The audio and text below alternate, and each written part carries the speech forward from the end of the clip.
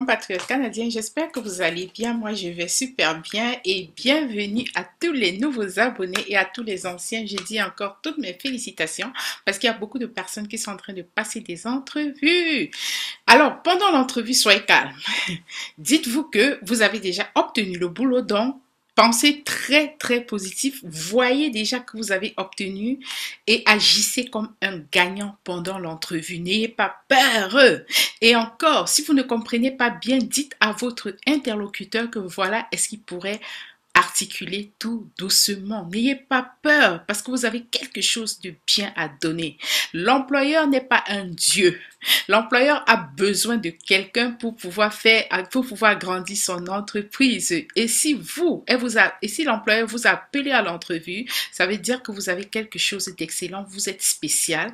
Et si vous êtes spécial, comportez-vous pendant l'entrevue comme quelqu'un de spécial, pas comme quelqu'un de la dernière classe, quoi. Ok? Alors aujourd'hui, je vais parler d'un sujet très intéressant. Beaucoup de personnes m'ont posé la question, est-ce que je peux arriver au Canada sans examen de langue? Est-ce que je peux arriver au Canada sans ceci? Est-ce que je peux arriver sans offre d'emploi? Est-ce que je peux arriver au Canada sans me faire escroquer? Alors, vous êtes sur la bonne chaîne, Mon Rêve Canadien. C'est sur ce site que vous avez le droit de laisser vos rêves se réaliser. Et pour les nouveaux abonnés, comment activer la cloche de notification? Ça va faire gling gling gling. Suivez la vidéo. Vous pouvez vous abonner, donc vous arrivez là sur la chaîne, soit vous cliquez là pour vous abonner, soit vous cliquez ici pour vous abonner et ensuite n'oubliez pas d'activer la cloche de notification. Donc voilà, vous cliquez sur toutes et puis vous likez et ensuite vous partagez. Merci beaucoup. Donc j'ai parlé d'une série de programmes d'immigration. Bon, c'est sur le site de l'immigration, hein.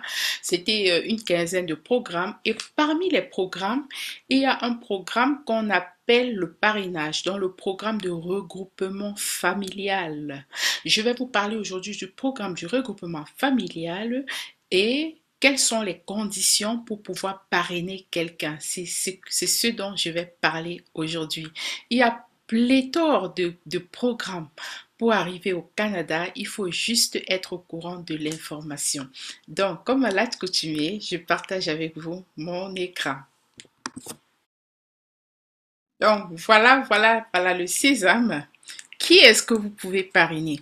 Lorsqu'on parle de parrainage, qui parraine? C'est un résident permanent déjà au Canada ou bien un Canadien, donc quelqu'un qui a déjà la nationalité ou quelqu'un qui a la résidence permanente. La première question, c'est qui est-ce que ce résident permanent ou ce Canadien pourrait parrainer?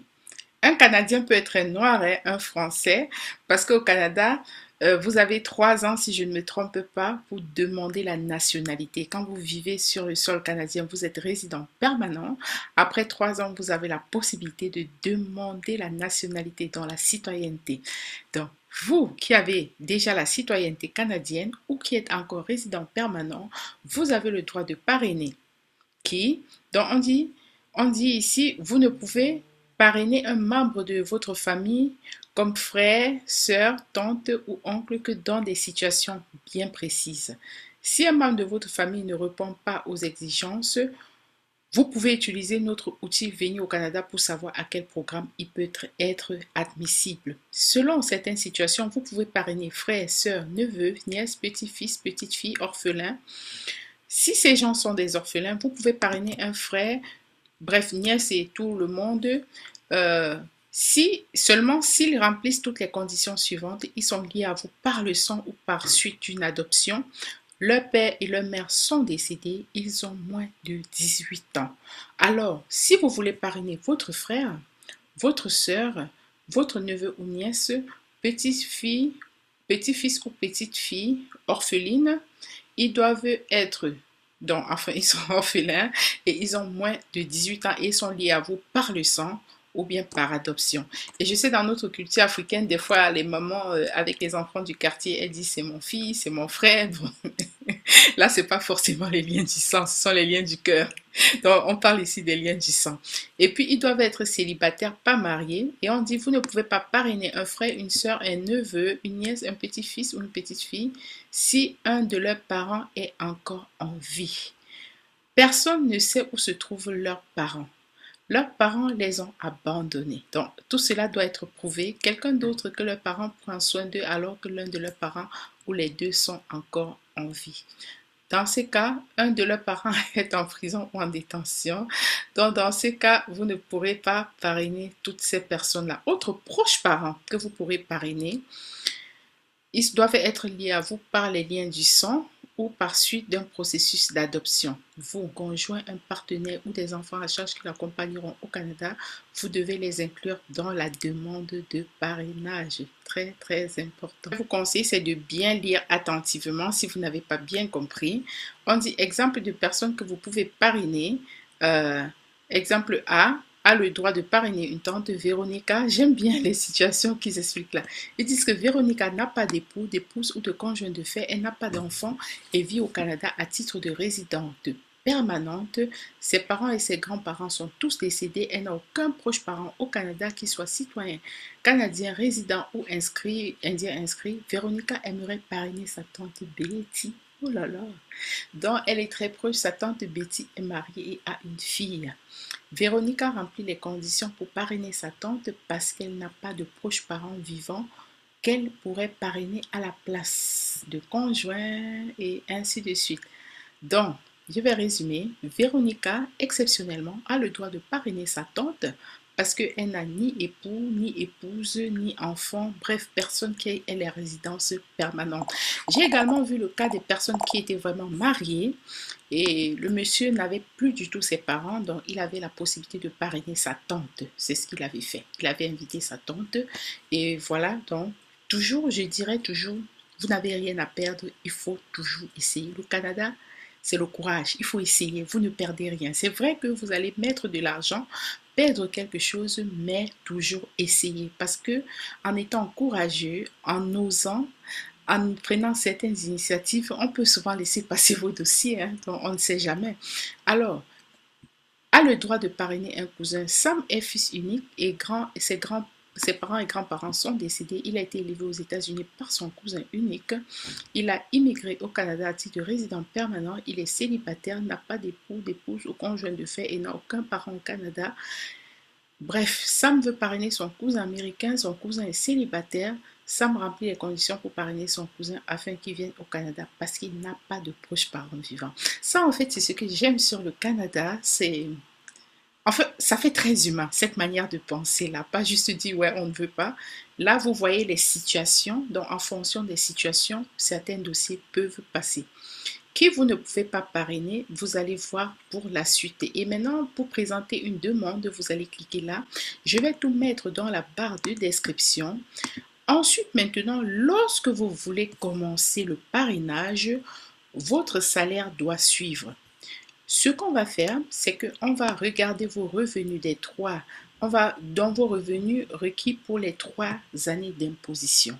Les 3 années d'imposition, donc vous avez payé les impôts les 3 dernières années, on va vérifier cela. Et ça là, c'est pour les répondants faisant une demande en 2021. Pour 2021, on aura besoin des avis d'imposition 2020, 2019 et 2018.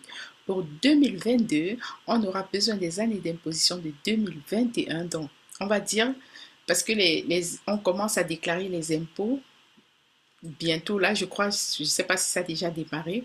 On va dire que d'ici avril 2022, vous aurez besoin des années d'imposition de 2021, 2020 et 2019. Si vous voulez parrainer 2 personnes, parce qu'on vous a dit tante Betty, par exemple, elle peut venir avec sa fille. Donc, si vous êtes Véronica qui voulez parrainer votre tante parce que vous n'avez aucun membre de la famille, vous, tante Betty est la seule famille, enfin une des familles qui vous reste, et tante Betty a sa fille. Alors, pour tante Betty, en 2022, vous devez avoir ce salaire-là, les 32 000. Vous devez avoir gagné 32 000 l'année passée. Et si tante Betty, pendant qu'elle fait ses dossiers, elle met un enfant au monde, ça fait 3 personnes qui vont venir, on va s'attendre à ce que vous ayez gagné un 39 000 $. Et ainsi de suite. Alors, plus vous êtes riche, plus vous avez la possibilité de parrainer des gens, ok? Donc c'est ça le Canada, c'est l'argent qui parle des fois. Et comme c'est l'argent qui parle des fois, donc voilà ce que je voulais vous montrer. Qui est-ce que vous pouvez parrainer? Qui vous avez le droit de parrainer? Qui est-ce que vous n'avez pas le droit de parrainer?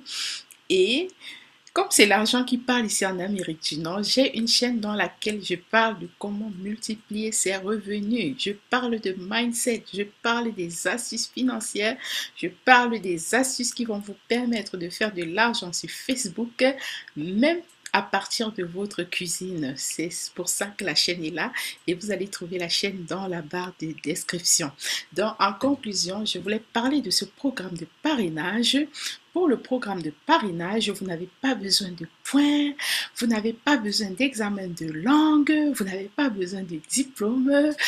Voilà, vous pouvez déjà, par défaut, vous pouvez parrainer votre enfant, votre mari, votre grand-père, votre grand-mère, votre père, votre mère, petit-fils et ainsi de suite. Mais il va falloir que ces enfants-là ne soient pas des majeurs, si j'ai bien compris. Donc, vous allez prendre la peine de lire. Les tantes, les cousins, les oncles ne se parrainent pas en fait, mais c'est possible sur certaines conditions. On a pris le cas de Véronica qui n'a personne ici et elle n'a que sa tante au pays, peut-être au Cameroun, au Tchad, au Mali. Sa tante a des enfants, elle peut les parrainer tous pour qu'ils viennent ici. Et lorsqu'elle va parrainer 2 personnes, il va falloir qu'elle prouve qu'elle gagne, je crois, plus de 36 000 $ par an. Et on va regarder les 3 dernières années d'imposition. C'est très important. Et la dernière chose que je vais partager avec vous, c'est toujours de savoir que vous devez essayer. Quand vous hésitez, essayez quand même. Parce que le Canada, c'est un pays d'opportunités. Donc là, je voulais vous parler du parrainage. C'est une stratégie très, très importante pour aider certains membres de la famille à arriver au Canada sans passer par les entrées express, les programmes des provinces. Vous voyez les histoires de points, les bassins et les tout ça. Donc, on n'a pas tout ça là à gérer. Et une fois que vous avez parrainé quelqu'un, la bonne nouvelle, c'est que la personne arrive ici comme un résident permanent quand vous parrainez. C'est ça qui est cool. Elle va arriver avec un visa d'entrée et après on va faire sa demande de résidence permanente. Et ce que je voulais rappeler aux gens, c'est que pendant les 3 premiers mois, après les 3 premiers mois de son arrivée, elle n'est pas couverte. La personne que vous avez parrainée n'est pas couverte par l'assurance maladie. Je conseille toujours aux gens, quand vous parrainez, achetez toujours 3 mois d'assurance maladie. Et les assurances, moi je les fais, je les offre. Vous pourriez me contacter. Et si vous dites que voilà, ça coûte cher, l'hôpital, les soins au Canada coûtent extrêmement cher. Alors, si vous ratez de payer ces 3 premiers mois et la personne tombe malade pendant les 3 premiers mois avant d'être couverte, alors ça va vous coûter, ça va vous coûter vraiment cher. Donc, je donne un exemple. Votre tante veut arriver ici en juin 2022 en tant que résidente permanente. Elle arrive par exemple le 1er juin 2022, donc on va dire juin, juillet, août. Elle n'est pas prise en charge par l'assurance maladie si elle tombe malade. C'est vous qui devez payer. Et l'hôpital, ça coûte, les soins coûtent extrêmement cher au Canada. Ensuite, elle ne pourra être prise en charge par l'assurance maladie que à partir, je vais dire comme ça, à partir du 2 septembre 2022, 3 mois après son arrivée. N'oubliez pas cela et j'offre les assurances maladie, tout type d'assurance, je les offre. À nous revoir dans la prochaine édition. Et puis n'oubliez pas notre challenge 100 000 abonnés. N'oubliez pas. Ok, bye.